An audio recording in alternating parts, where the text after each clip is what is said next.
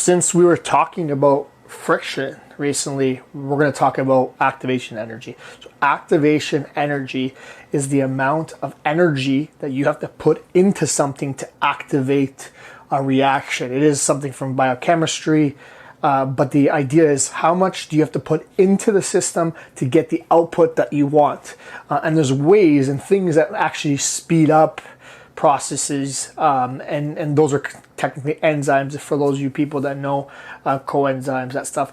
But the point is that there's ways that you can make it a little bit easier, take less energy to get started.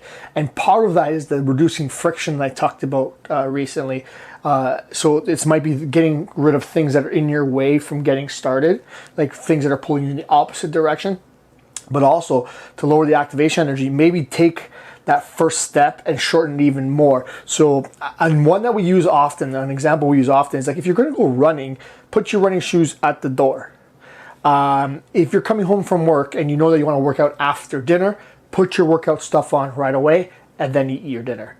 Because that's one less step, one less piece of energy that you have to put into the system to make sure the behavior starts. So you don't have to also convince yourself to work out again after dinner and then put your stuff on and get going. You have your stuff on, all it takes is like, okay, fine, I'm gonna get going.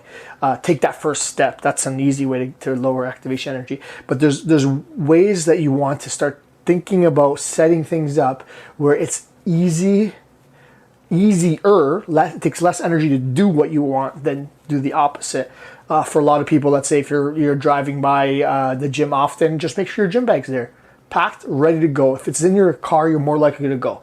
If you have to drive home, go grab your bag and come back, again, that's a lot of energy that you have to put in to come back to working out. And if you're already tired, of course you're not going to want to put all that energy to come there and come back. And the whole time you're probably going to be convincing yourself of the opposite of, tonight's a good night to take a break.